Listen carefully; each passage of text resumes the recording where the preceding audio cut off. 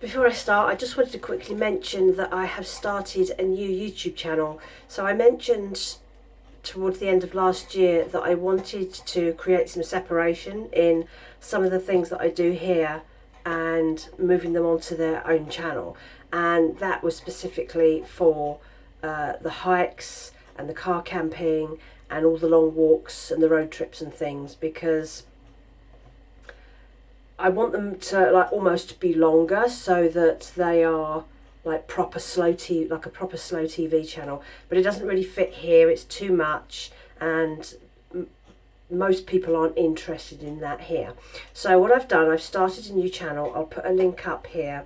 I've just put an intro, a welcome intro on it at the moment. There aren't any walks on there yet because I haven't done any yet this year. This is going to be new for this year. So if you are interested in my hikes and my car camping trips and all that sort of thing, that will be over there, and it just creates a little bit of clearance. I had a look, and the hiking videos don't make me a lot of money here on this YouTube channel, so I might as well put them somewhere else and leave it at that.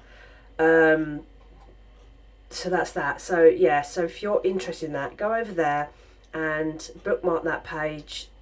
Do subscribe to it if you're interested, and then you'll get notifications when I put videos up. I've already planned 2 car camping trips this year. I don't know when they're going to happen yet. It's really based on the weather.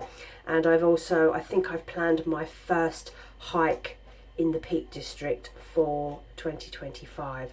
So if you go over and subscribe to that channel as well, then you will know when that's up. And I probably will still put very small clips and mentions of it in here because it's part of my day-to-day, my week in a life, but I'm not going to produce the footage that you will see on the other channel, which will have the beautiful landscapes and the hiking and the nature and just the sounds of nature and things like that. There will be little talking bits, but there won't be as much because the channel's going to be slightly different. So I hope that interests you.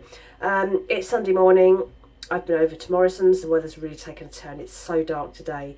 It's wet. It's windy. Temperatures haven't quite come back down to winter levels. We're still at 11 degrees today, so it's not too bad. This is definitely a day for staying in. But I've had quite a good session at Morrison's. Got lots of vegetables this time, which was nice. So let's start with... They put this weird sticker on the celery. Can you see that? With celery, you can or something? That's the way they're promoting celery these days. So this was 75p down to 56p. Got one of those. They had quite a lot of spring onions. These were 69p down to 28p. And because they're quite a lot, I bought 3 of them. Now what you do, you stick these in a glass with some water in, a couple of inches of water, and then just when you're using them, just snip the tops. Don't cut them all the way down and then throw away the base.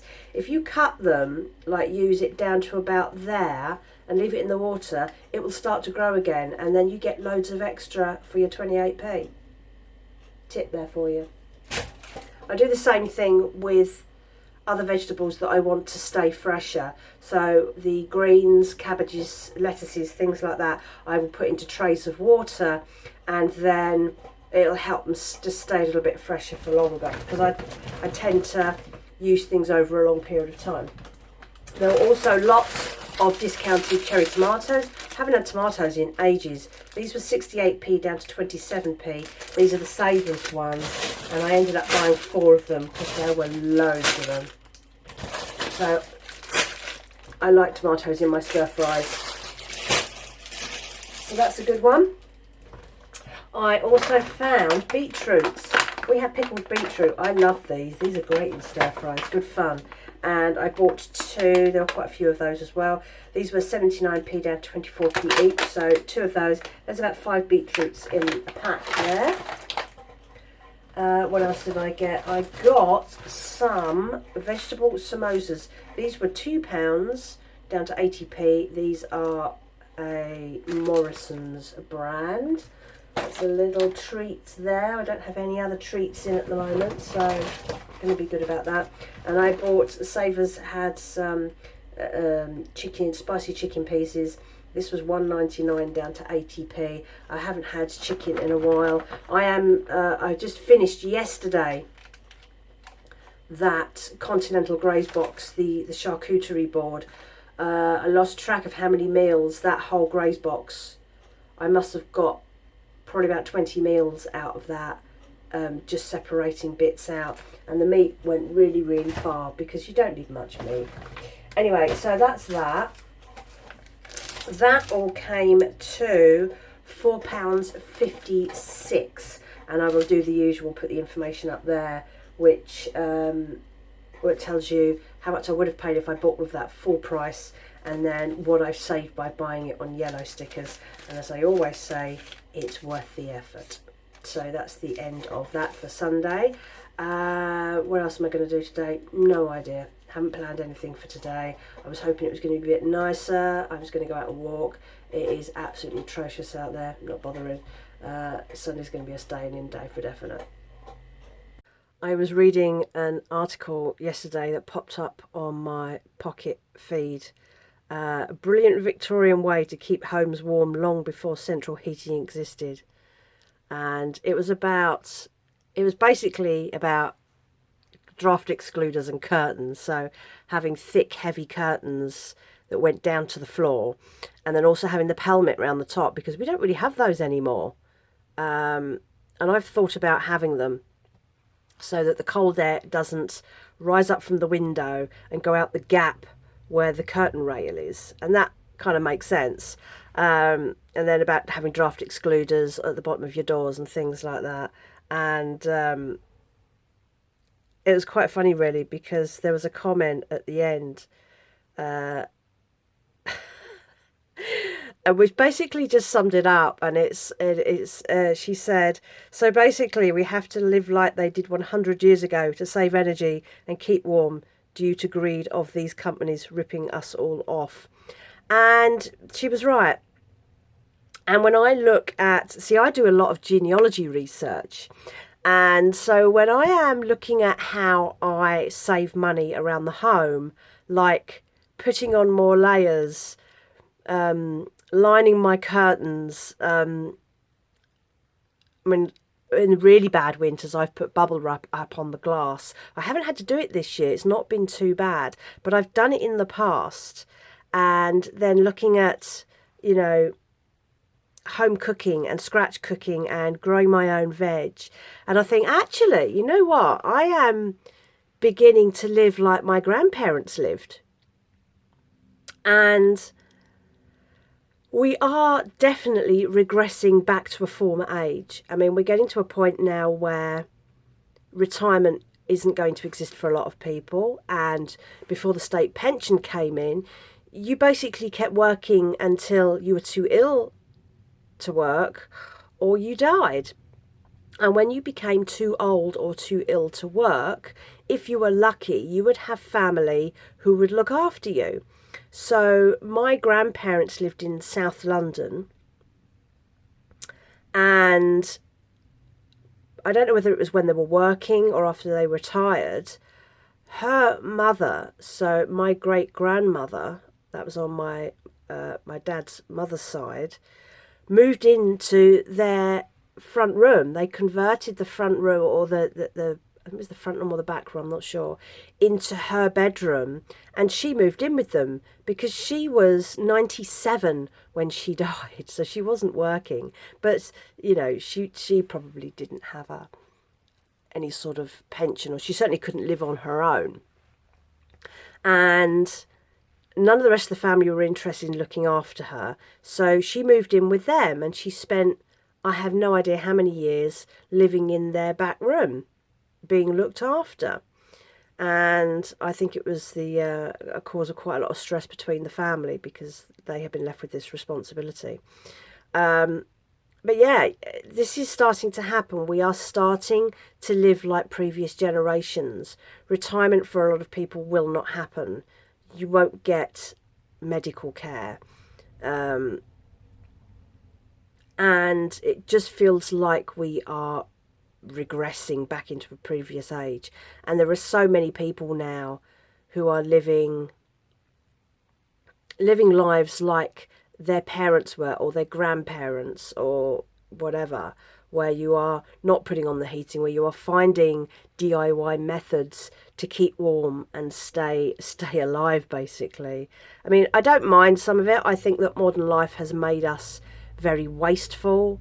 It's been a cause of a lot of financial problems for people, because you're expected to have debt and pay for everything on credit and all this sort of thing. And there's nothing wrong with, living a hand-to-mouth existence, in terms of, if you can't physically afford something, don't buy it. I am like that. If I can't actually pay for something without going into debt, I don't buy it, within reason. I mean, obviously there might be different circumstances. So yeah, we are definitely living like previous generations, and I think for a lot of us, that's just the way it is. I did see another article, but I don't know if I have saved it. I'll have a look.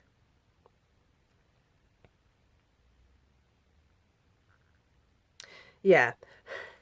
I mean, some of this makes me laugh, because it makes me realise how different my life is to so many other people. And it was about the middle class poor. So people that used to have quite nice, cushy lives, they weren't going mad with money, but they had the things that a lot of people aspired to. So the 2 holidays a year, things like that. So this family had they used to go on holiday a couple of times a year. They haven't been on holiday since 2019. They used to like buying new clothes, and now they're down the charity shop looking for bargains. They used to like going to the local deli or the local coffee shop, and now she says she is going down to Farm Foods looking for budget boxes of tea bags. But she says she goes secretly, because clearly she's embarrassed about going to Farm Foods. I don't know why. They're just like a freezer shop. They're not a big deal. Although I don't have one near me anymore. They used to have Ocado and M&S food delivery, and that's gone now, and now they have to actually go and buy their own food. And some of the things that, being able to buy a Honduran prawn sandwich at lunchtime, I mean, God knows what that even is. And they talk about how a basket full of shopping used to be £30, and now it's £50. But they don't talk about how, whether they're, bargain food shopping like some of the rest of us. They talked about how they've had to stop having a cleaner because they can't afford it. And I think about things like that, and I'm like, can you imagine being able to afford your own cleaner? And then I remember that's one of the jobs that I do, and there are people who can still afford to have cleaners. I would say that only one of my cleaning jobs is because they can afford it, so to speak. I've got my elderly couple who need a cleaner because they're so immobile now, they can't do anything themselves. They have no choice. The businesses, obviously, would have a cleaner. Businesses usually do. So the other one is that house with 10 people in it. If you've got 10 people and most of them are adults and they're all working, I'm sure they can afford a cleaner once a fortnight. So yeah, I look at how people have been living and how some people still live, and it just seems like a completely different world to me. I mean, I've always been what my parents would call thrifty. I've never been a money waster, but I have not always been good with money. I have had credit card debt. I have been an impulsive clothes shopper, and I've lived in places where going down to the fancy coffee shop several times a week was the thing to do, and everyone did it. And really, it was all right. It was a place to socialise. It was a nice place. All my friends went there. But I couldn't afford the coffees, that's for sure.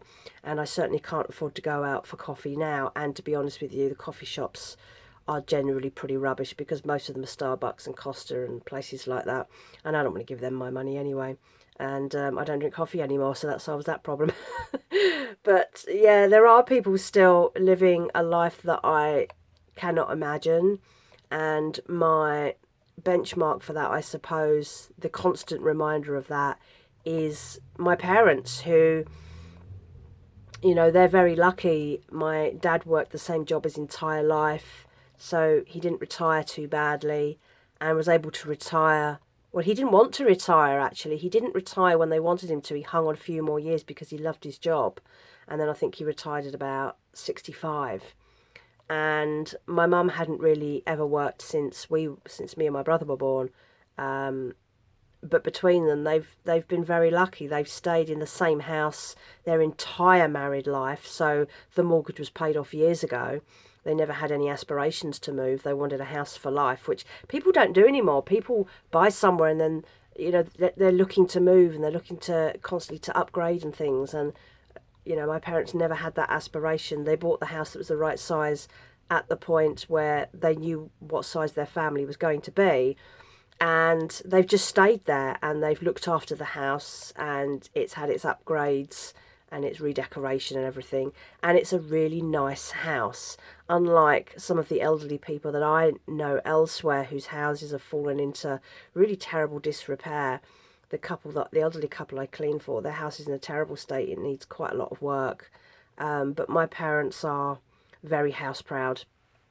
And of course they have the money to afford to be able to do the work that's necessary. It doesn't mean they go mad on it. They're not redecorating every year because they can, but when things need doing, they get done, and their house has remained in good condition.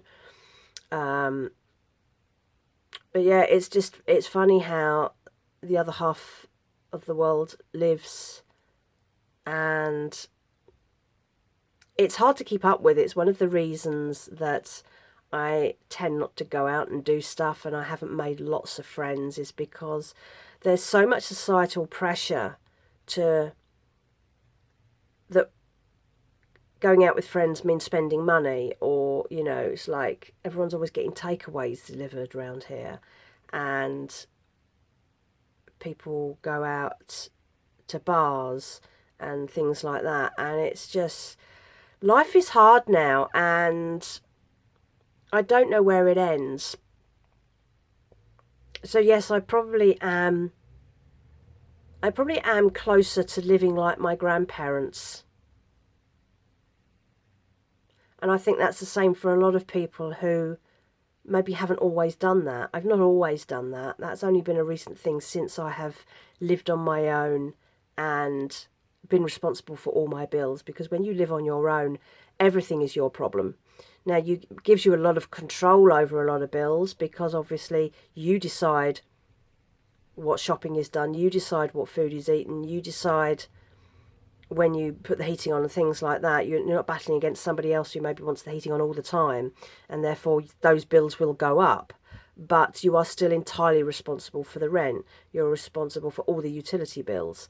And there are lots of things which kind of keep you in your place. I mean, I would love to move. I would love to live somewhere nicer, but that comes with a new price tag, and that ain't happening. So yeah, that article I thought was really funny, because she just summed it up at the end. Yes, we are starting to live like our grandparents. We are starting to live like people were 100 years ago. And I think it's going to get worse, because as less and less people have the money to retire, they will just stop retiring, and we're going to have an older and older workforce who can't find work, because who employs old people? Nobody likes employing old people anymore. Apparently they're the bad people who take the jobs away from the young people, but if you need to work, you need to work. I think it's ridiculous that, you know, younger people, from what I have seen, I don't know how accurate it is, want older people to retire so they can have their jobs, but it ain't happening. It really isn't.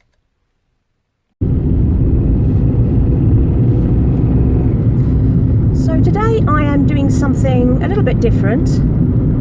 I am going to a medical appointment that I've never had before. And it's a preventative healthcare appointment. So women get access to various checks.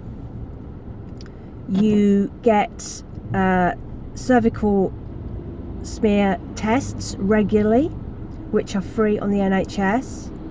And I think is every 3 years or 5 years, I can't remember, but I go through all mine regularly. And that's great to know that there is nothing going wrong down there. And when you hit 50, as I did last year, you will get an invitation for a breast screening appointment, and you will have those regularly throughout your life until I think it's 70. And I think, again, that's every 3 years, is it? Someone will correct me if I'm wrong. So I have my appointment today, and I am all for preventative healthcare appointments. So I go to all these sorts of things.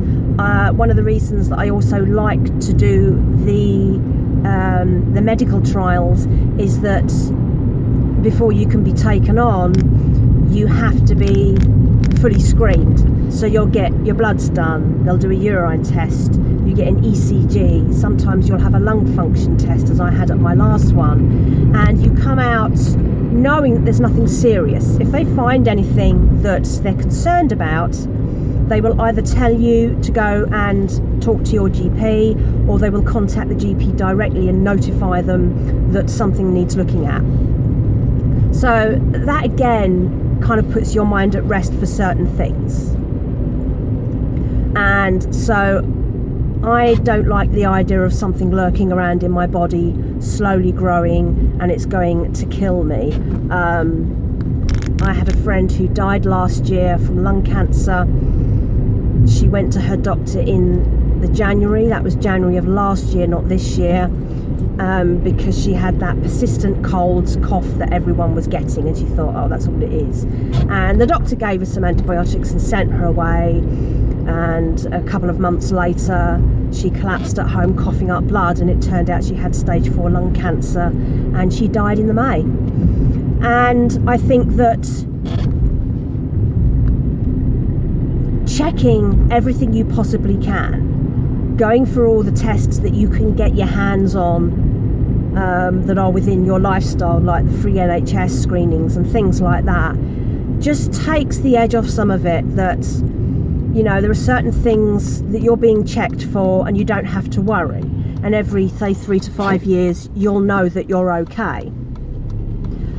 But preventative healthcare isn't always something that you will get through a doctor or a screening. There are lots of things that you can do for yourself. And lots of people say, well, you only live once, you've got to enjoy your life.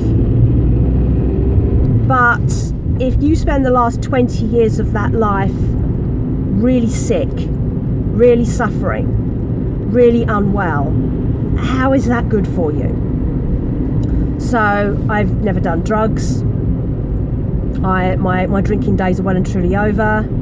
Thankfully, I'm a bit of a lightweight now, which is good because it means that I don't drink much, and I try to look after myself. I try to eat healthily. I know I'm not doing that great a job at it. I do my best. I know when I'm overdoing it. I know when I shouldn't. I try to get exercise. I do my 10,000 steps a day, which I know is helping me. I know I feel better for that.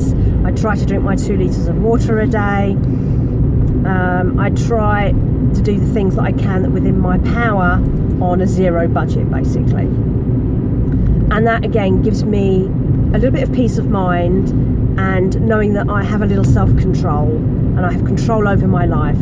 So I can control my weight, I can control my fitness. I can tell when there is something that is actually wrong with me that I need to be aware of. And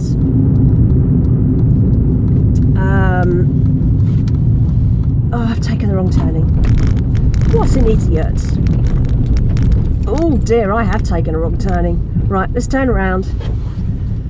I had the sun coming through my back windscreen and I couldn't see my sat nav, and I thought I'd reached the turning because I'm going to somewhere that I don't know. Blooming sun, honestly. Don't complain about the sun, but my goodness. Right, so let's try again. Let us try again. we didn't go far wrong. Right, let's focus. Where are we going? We're going left, okay. So yeah, so looking after yourself is the best thing you can do for yourself. And if your idea of having fun in life is getting drunk, is getting high, is eating yourself into oblivion, then you need to relook at what is in your life, what constitutes your life and what's in it that means that you feel you need to be doing those things. I don't feel I need to be doing those things. I enjoy being fitter and healthier and having that kind of control. So I'm a bit of a control freak anyway. I like to be in control of my life. It's really important to me that I am able to be that person. So yeah, I don't like to leave things in the lap of the gods. I am very much I need to look after myself kind of person.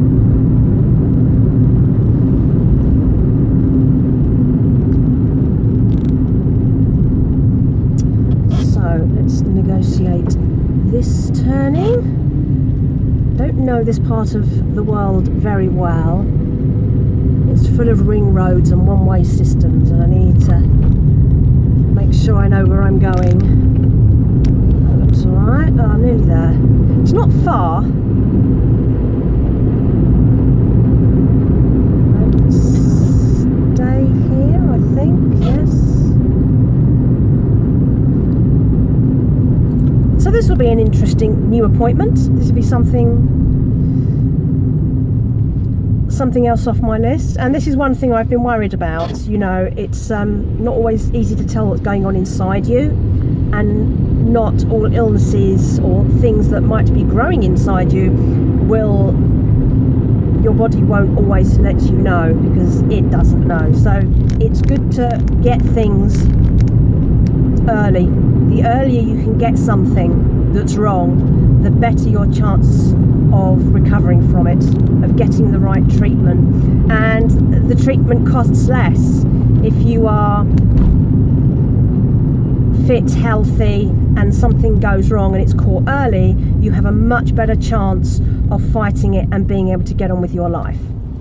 That's another important thing.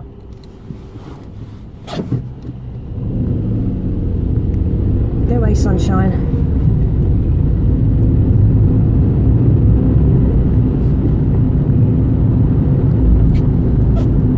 No, that's not a turning. Where am I going? Down here. Right. I'm trying to find parking that it's a tricky place to park. NHS places don't have parking. This one certainly doesn't.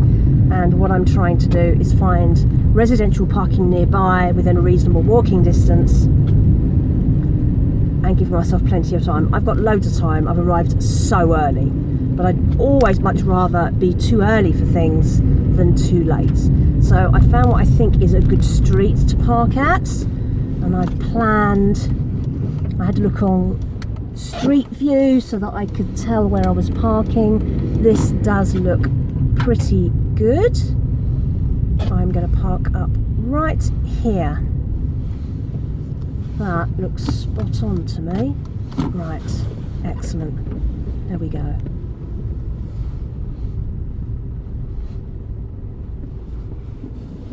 Spot on. Lots of free parking. And I'm really, really early. So now I can work out how long it's going to take me to walk from where I am. And that is a 13-minute walk. Right, excellent. Okay, that means we'll be perfect timing. That'll get me there about 10 minutes before my appointment, which is perfect. So I'll let you know how I get on.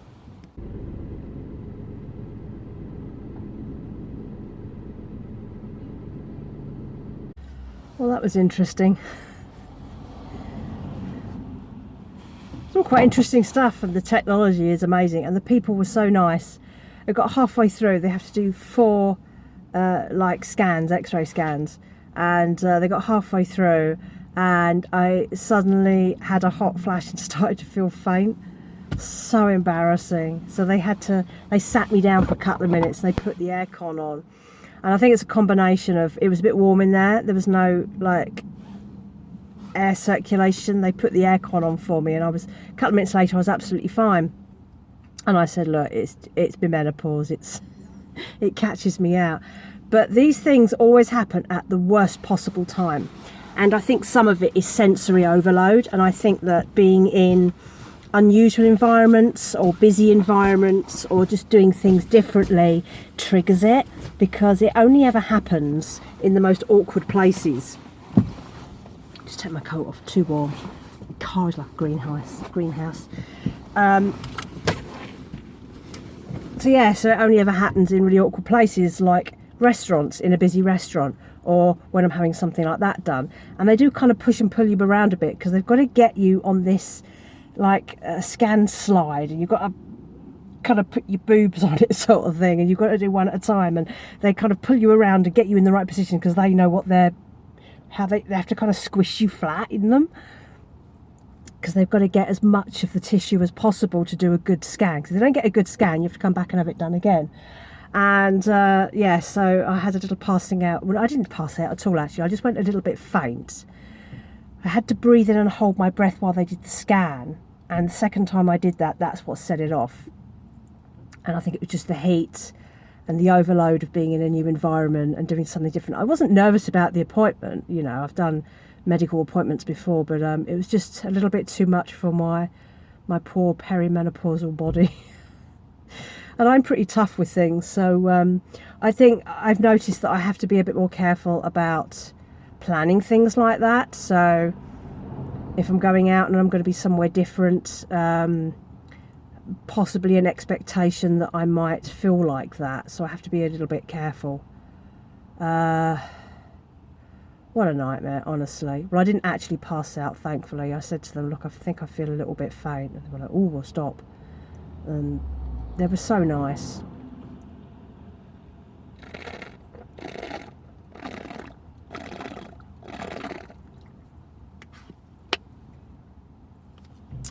And I was only in there for the total of it, it's only about 20 minutes, it's pretty quick. And now I'm going home. They said I'll have the results through in about 2 weeks, and they've said that because it's my first one, there's a chance I might have to go back for a rescan if there's anything they're not sure about, because they don't have a previous scan to go off, so they don't know what you normally look like on a scan, because I've never had a breast scan before, so they don't know whether something that looks slightly odd to them is just the way I've always been. So if there's anything they're not sure about, they will call you back and they'll do some more scans just to get some different angles on it. But she said, if you get a call back, don't worry, it's probably nothing. And I've had recalls for smear tests before, because results have been a bit borderline, they weren't sure, and the next time they've come back fine. So I don't really worry about things like that. The point is that you are getting the tests done, and you know that you're probably in the best possible hands to catch anything should anything go wrong. Anyway, so I'm going home. At least it's a beautiful day, beautiful sunny day, blue sky. I'm going home. It's enough of that for one day.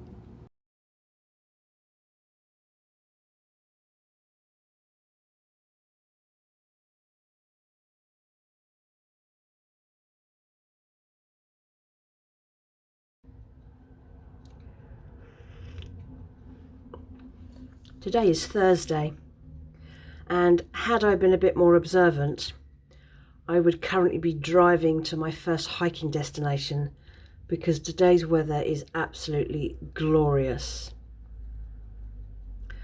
But there are several reasons why I'm not. One is that I've been dealing with another headache for the last couple of days and haven't really been on very good form. I didn't do my clean or my Morrison's haul on Tuesday evening because I couldn't go out. I just felt so dreadful. And then Wednesday morning, I woke up still with the headache, took a couple of paracetamol, and luckily managed to shift it, which was good because I had a 3-hour clean to do. And then I had a 2-hour clean in the evening, the one that I should have done on the Tuesday. So I went over and did a little Morrison's haul then. Not very good. I'll put up here how much I spent and what I saved, and here's a quick photograph of the 3 things that I did buy. And you get those days where you just wonder what on earth has happened. So I'm not going to go into all the details, but probably about 10 o'clock last night, I get a text from my mum saying that my brother's lost his job now.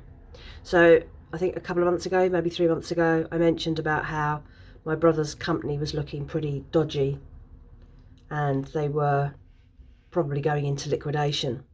And then at the 11th hour, they got bought out by another company.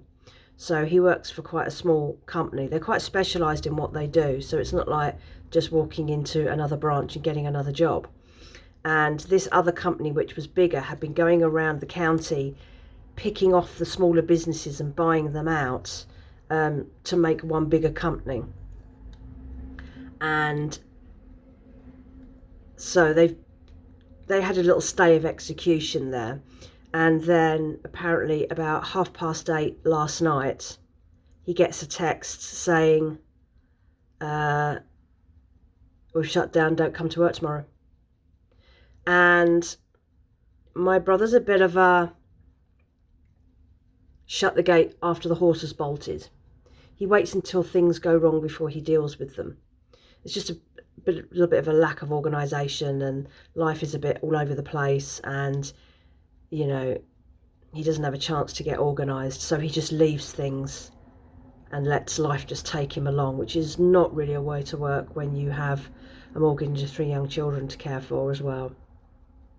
But apparently at the beginning of the week, they'd all gone into work on the Monday or the Tuesday, and they couldn't get into the building. It was all padlocked up, and apparently the business owners hadn't paid the rent and the landlord had bolted up the gates. But the next day it was all sorted and they all went into work. And then 2 days later they get this text, don't come into work, the business is gone. So no warning whatsoever. And because it's quite a specialised bit of work that he does, and because this company, which has now just gone under, has been around picking off all the other small companies around the county, where else are you going to go to find work when none of the other companies exist? And it just seems so irresponsible of this company to have been going around picking off all these other small companies for then 2 months later for it to go under. So he has 0 job prospects at the moment, waking up to his first day of unemployment. There is a very, very slim possibility of him getting a job with his father-in-law, but there is no guarantees on that whatsoever. His wife, my sister-in-law, works as a nurse, so she gets paid rubbish money, and she's been getting as many extra shifts as she can since their youngest started school last September, because she now has those school hours to work, and I think she's going to have to take on even more hours. There are certain things she can't do in her job because of her job, because she used to do a lot of lifting of patients and things. Her back was completely ruined. She got a couple of discs in her back crushed, and they had to remove the discs and fuse her spine, and it crushed the sciatic nerve. So they had to cut the nerve because of the pain, and now she can't feel one foot. So that's thanks to that job that she is now still in and now having to work even harder at, because she's now got the only income. But perhaps for now at least, my brother can take over, or will take over, doing the child duties. And I didn't mention that 3 weeks ago my brother had his car written off. Somebody smashed into the side of his car and wrote it off. And it was the other guy's fault entirely. He was a stupid idiot, wasn't looking where he was going, just totally ripped out the front wing and the door. But because it was an old car, they just scrapped it. So he got paid the value of the scrap value for his old car, and he's still looking for a new car. So he now doesn't have a car, and he doesn't have a job either now. So he's been borrowing my mum's car to get around. It's just chaos. And then after that, mum spieled off a few health issues that my dad is currently having that they hadn't told me about. So I went to bed last night with all this stuff reeling around in my head. And I was like properly awake with things going around in my head until about, must have been at least 1:30, 2 o'clock this morning. And the headache came back and was banging away, probably because of that. And so I took some paracetamol and finally got to sleep probably about 2, and then I was awake by 7. So I think I'm going to need a nap later. So hiking today would not have been a good idea anyway. So there's all that going on. And it's times like that that makes me pleased I live up here, because my mother is a born worrier and will be turning this over in her head in every possible which way, even though none of what she thinks or does will make any difference to outcomes. My brother is also a born worrier, so between the two of them, and I forgot to mention that my sister-in-law is so stressed out about the whole financial situation for them at the moment. Apparently her hair has started falling out. And this happened to my best friend's partner. They were having so much stress when their eldest was born. He has autism, and over the first 6 years of his life, it was so stressful with them that all his hair fell out and it's never come back. And their eldest is now 18. Because what can happen is that if you get under serious stress, your body's immune system can start to attack you, and things like losing your hair, because your immune system can attack the follicles of your hair and make all your hair fall out, and very often it doesn't come back. There's a case of, I've forgotten her name, there's a celebrity, Scottish celebrity, who had this happen to her, and hers has never grown back. So I know the effects that stress can really have on people. I've seen it firsthand. And I'm not a worrier. I'm like my dad. My dad just deals with stuff. He's very good at just getting on with things. So the health issues he's having, one is potentially life-threatening, but he may have time on his side because of his age. The other one is going to be, so 4 years ago, I think it is now, he had a hernia operation, and they said he would always need the other one done. And it's now come to pass that he now needs the other one done. That's not a big deal. He can get that done, no problem. And my parents are fortunate in that they can afford some level of private health care. So for things like that, my dad will go in and have that done privately, because it'll get done. If he doesn't, he'll be on a waiting list for, years probably. He probably never get it done because he's now almost 80. They probably won't care. But he will go and get that done because that needs to be done. I don't know when it's happening. And he's having some other tests for this other potentially life-threatening thing, which may or may not be a concern. But I'm not going to worry about it, because me worrying about it doesn't change whatever the outcome is. It is what it is. And my dad's of the same mindset. There's no point in worrying about stuff you can't change. You wait until you have your answers to your questions, and then you deal with the problem in a practical way. But my mum doesn't work like that. She just kind of loses it and doesn't know how to deal with anything. And that's how they balance themselves out. My mum's the worrier, my dad's the steadfast one, and between them they've always got through things. So that's where things stand on that. So I think spring is going to be a pretty, excuse my language, crappy month for the family. I'm not going down there for a bit yet, so by the time I go down, some of these shocks will have settled a little bit.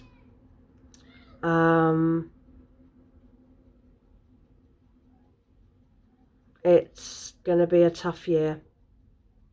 It's like every year gets slightly worse down there.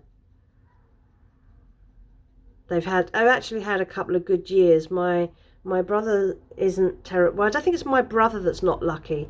I think it's my sister-in-law's family. They are not a lucky family. If something's going to go wrong, it'll happen to them.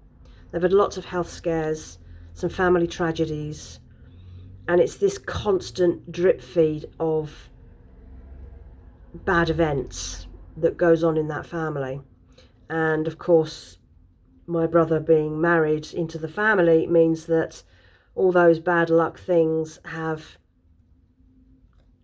a trending out in their family. So they've had so many problems with their children's health, education, my sister-in-law's health, and my brother is not, he's a worrier, he's not like my dad, so between the two of them it's all a bit chaotic.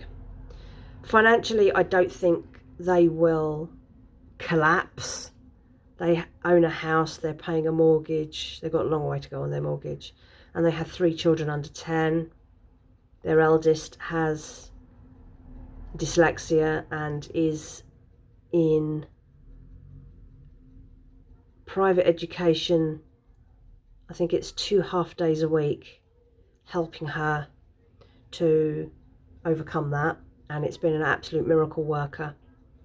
But my parents have had to pay for that because it's private education and they can't afford that. So I think that my parents will probably continue to help finance them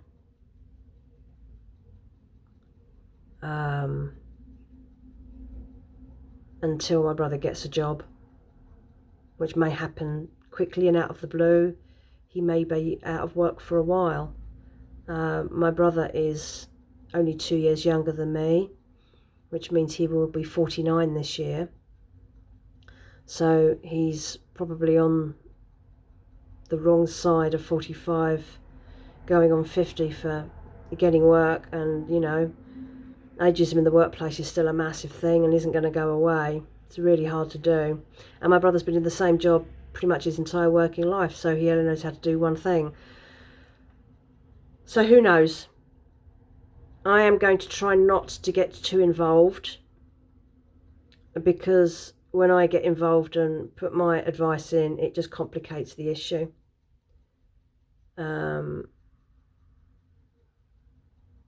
So I will try to keep out of it, I think.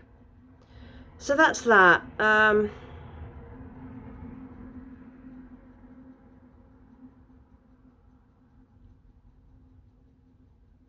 Crazy. Anyway, so I don't really have anything else to say now.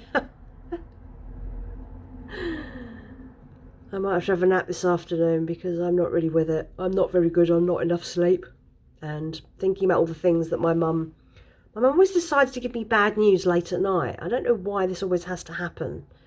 She could have waited and told me all these things in the morning when I had the whole day to process it, not an hour before I was due to go to bed. And I spent ages just lying awake processing it. And of course that kicks off the headache, which meant I couldn't sleep because I can't sleep when I've got the headache. And that has a knock-on effect because I don't do very well on lack of sleep. An age thing. I used to be all right with it, but not anymore. So, I don't really have anything else to add at the moment. I've got to get on with my February money audit, my roundup of money stuff, and so I think I'm probably going to end this post here because my brain is processing and I don't really have any other words. Right, so I'm going to go. I think this is probably as much as I can manage. and we'll see what happens. We'll see what comes in the following weeks and how things pan out. You just deal with things as they happen. It's the only way you can do it. So thank you for watching. Thank you for being here. Thank you to those of you that have donated via my Ko-fi page, etc., etc.